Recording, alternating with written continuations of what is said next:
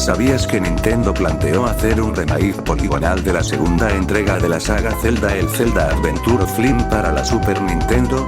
Sobra decir que la secuela del aclamado clásico de NES no está entre los favoritos de los fans por razones muy claras, y la ausencia del equipo original le pesó de cara a su legado, pero no se puede negar que el resultado habría sido bastante curioso por los gráficos poligonales que tendría la entrega. Partamos de lo básico: esta saga de juegos es el mejor sinónimo de aventura en los videojuegos, pero también muestra la posibilidad de mejorar y reinventarse para dar un aire fresco a los fans de esta saga. Lógicamente eso implica que a veces se han dado pasos en falso, otras toca hacer concesiones dolorosas, muchas veces deshacer lo andado o directamente descartar lo hecho. Cabe destacar que Miyamoto y Nintendo tienen una visión muy definida de cómo plantear principios en juegos como Super Mario Bros. Y The Legend of Zelda. De hecho, este último fue creado para demostrar la potencia de la Nintendo Entertainment System. Sin más nada que decir, comenzamos con este video.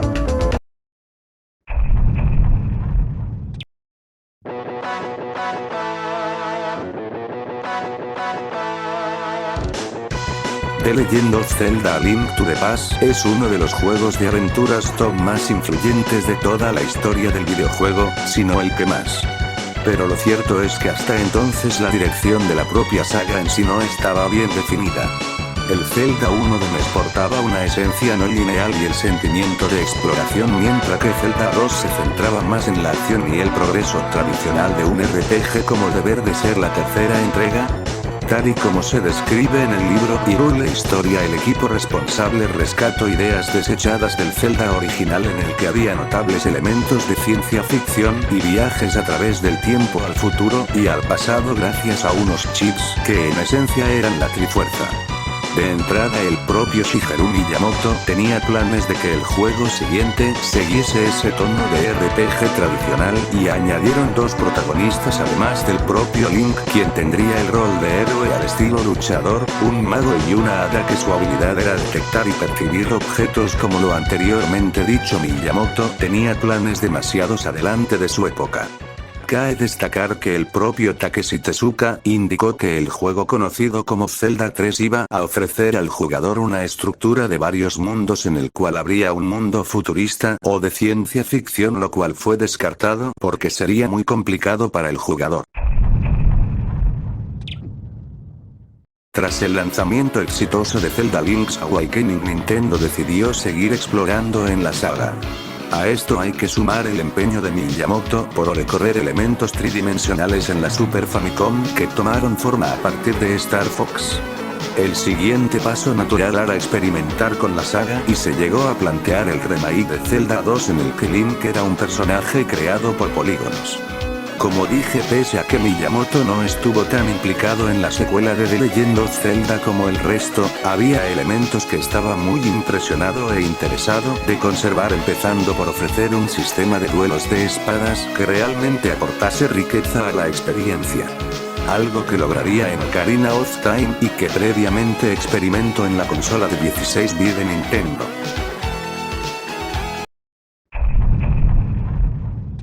Algunos de los juegos de Zelda más excepcionales no llegaron a manos de Nintendo, sino de Capcom. De hecho, la compañía responsable de Street Fighter, Resident Evil o Mega Man puso a Flagship a trabajar en la saga con grandes aciertos, y un proyecto que, sin ser considerado un fracaso, no llegó a las estanterías: un remake integral de The Legend of Zelda para Game Boy Color. La idea no tenía mucho que ver con el anteriormente mencionado The Adventure of Link, sino que estaba mucho más alineada con Super Mario Bros. Deluxe. Se conservaba el juego original, pero en el proceso se añadían elementos nuevos, ajustes a la medida y mucho más contenido.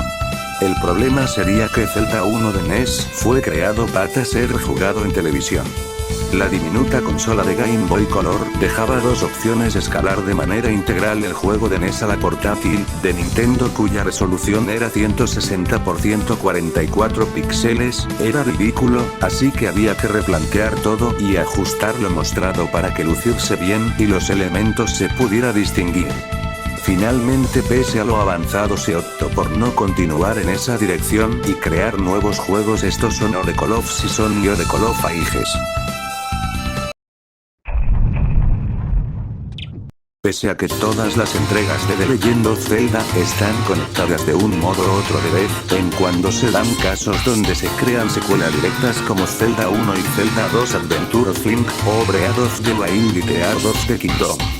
Zelda Wind Waker tuvo continuidad en dos entregas la portátil Nintendo DS, pero los planes de Nintendo eran diferentes pese a que Wind Waker es considerado en la actualidad como un juego muy querido. Su presentación al estilo animados dividió a los fans y eso sumado a un contexto complicado para el mercado del videojuego generado tras el cambio de milenio y a los costes elevados de producción, derivó en una recepción comercial inicial mucho menor de la esperada por Nintendo tanto en Japón como en Occidente. Sabemos que Nintendo tenía planes para crear una secuela de Wind Waker para GameCube y que pese a conservar la identificado visual y a la artística en general se le daría un gran cambio a la idea, desarrollando la acción en tierra e incluso permitiéndose galopar al estilo Ocarina of Time. Sin embargo, conforme más contratiempos y ajustes hacían, se llegaba a la misma conclusión a que el juego no era lo que sus creadores buscaban. La decisión final fue lanzar sus posteriores entregas en la DS, siendo Phantom Hourglass y Spirit Tracks sus secuelas directas.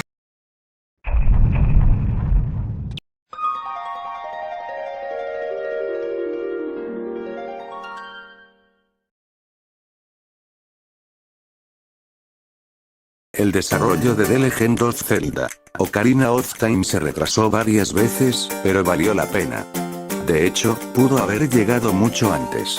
Los planes originales de Nintendo consistían en añadir el 64DD, un lector de discos que abriría nuevas posibilidades tanto a los usuarios de la consola como a la propia saga de aventuras.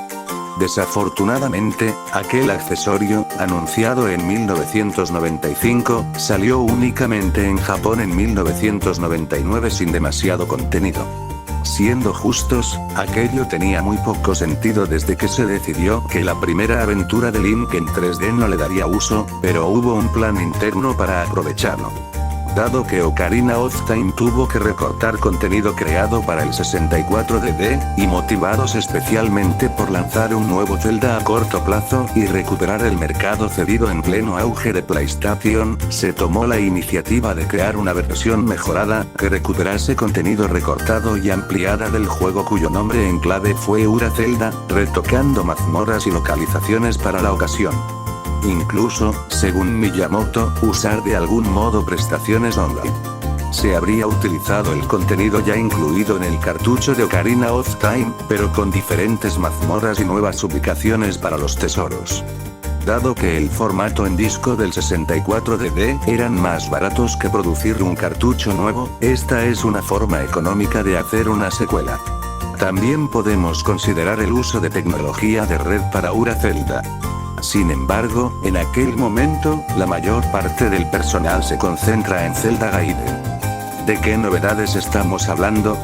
Principalmente, de elementos como el uso de la tecnología de Game Boy Camera, más historia y aventuras para Link, o el uso de la tecnología de red.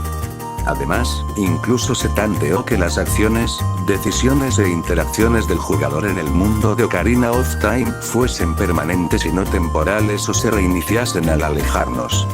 Técnicamente, sí hubo algo muy similar a Ura Zelda. Nintendo lanzó en GameCube y otros sistemas de Legend of Zelda Ocarina of Time Master Quest en 2003, una versión modificada que retomaba muchos de los contenidos cambiados para esta versión. La otra realidad, es que todo el trabajo y esas nuevas ideas referidas que se querían implementar para esta versión definitiva quedaron descartados. Pero algo es algo.